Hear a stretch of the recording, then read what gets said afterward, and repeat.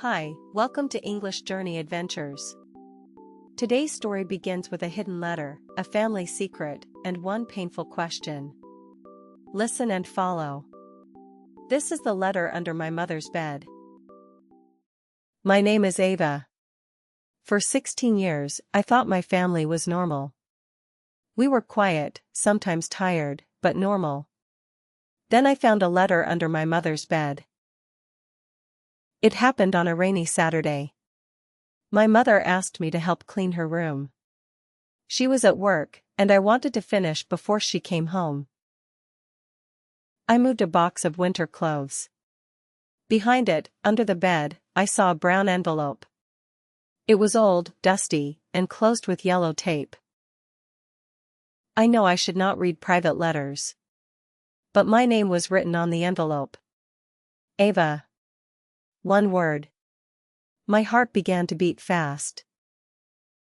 Inside, there was only one page. The first line said, "Tom, she is not your daughter." I read that sentence 3 times, but it did not become easier. Tom was my father. He made my breakfast. He fixed my bike. He waited outside school when I forgot my umbrella. How could I not be his daughter? The letter continued, "Stop pretending. One day Ava will know the truth, and she will come to me." At the bottom, there was a name, Mark. I put the letter back, but my hands were shaking. That evening, my father made soup. He smiled and asked, "Too much salt?" I could not answer. My mother watched me from across the table. She knew something was wrong. But I was afraid to ask. I was afraid the answer would break my whole life. After dinner, my Aunt Nora came over. She loved family news more than family peace. She looked at my mother and said, "Some secrets do not sleep forever." My mother dropped a spoon into the sink. My father became very still. I looked from one face to another.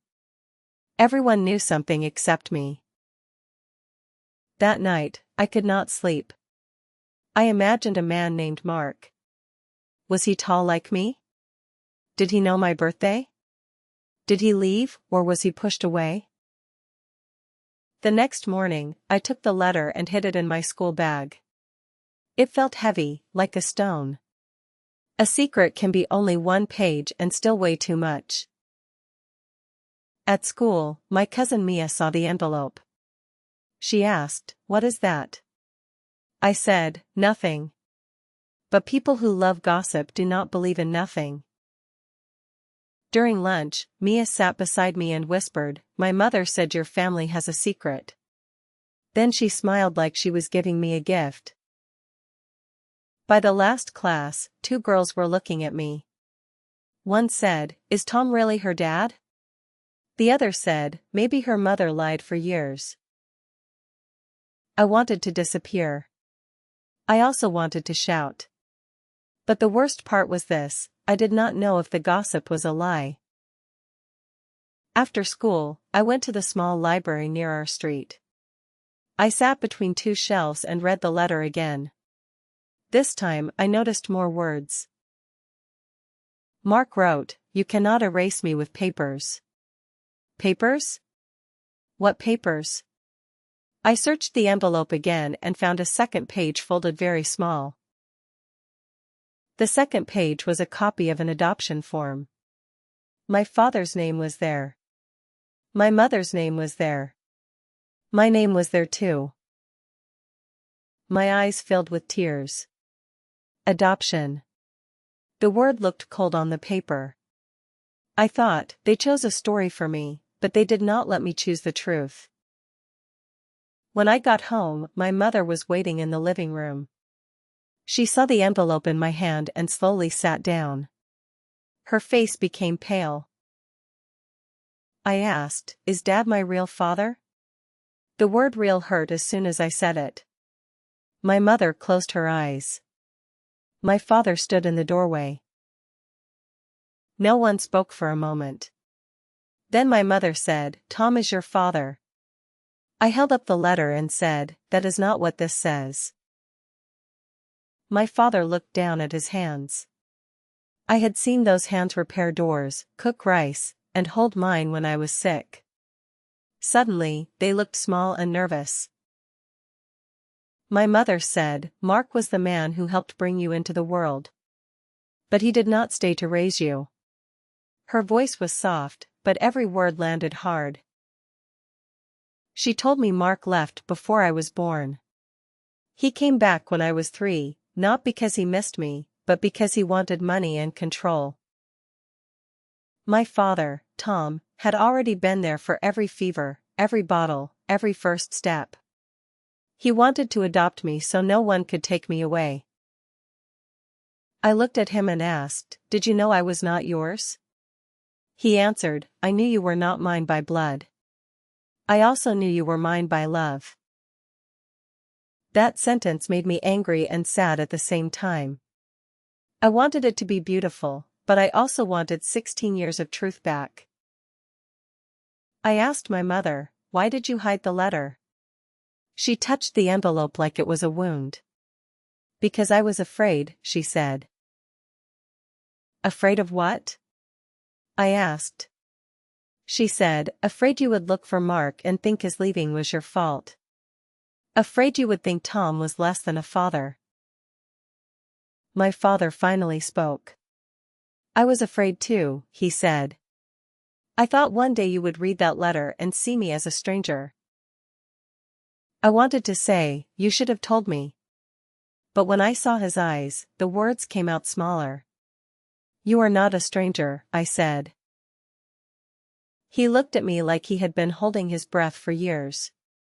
Then he said, "I did not give you your first name, Ava. But I gave you my last name with my whole heart."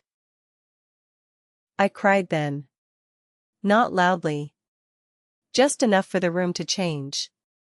My mother reached for me, but she waited. This time, she let me choose. I did not hug her first. I hugged my father. His shirt smelled like soap and soup. It smelled like every ordinary day I almost lost. Later, my mother told me the rest. Aunt Nora had known because she was there during the adoption. She promised to keep quiet, but gossip was stronger than her promise. The next day at school, Mia waited near my locker. She said, "So it is true? Your dad is not your real dad?" People around us became quiet. My face became hot, but I did not run. I said, "You know one line from one letter. You do not know my family." Mia laughed a little, but not with confidence. I continued, "A real father is not only the man who starts your life. Sometimes he is the man who stays for it." That evening, my father drove me home from school. We did not talk much. At a red light, he asked, "Are we okay?" I said, "I am still angry." He nodded. Then I said, "But you are still my dad." His hands tightened on the steering wheel. At home, my mother made tea. We sat together and made a new promise. No more hidden letters. No more protecting people with silence. The truth did not fix everything in one night. For weeks, I asked questions. Some answers hurt. Some answers helped. All of them belonged to me. Years later, I still have the letter. I do not keep it under a bed.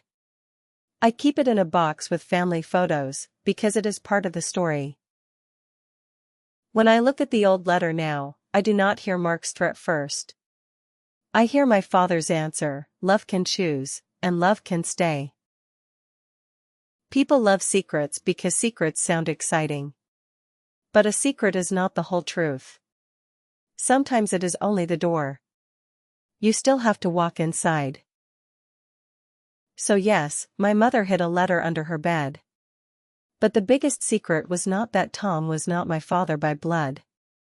The biggest truth was that he was my father by choice. Thank you for listening to this story. Simple English. Real stories. If you want more simple English stories with real emotion, subscribe to English Journey Adventures. See you in the next story.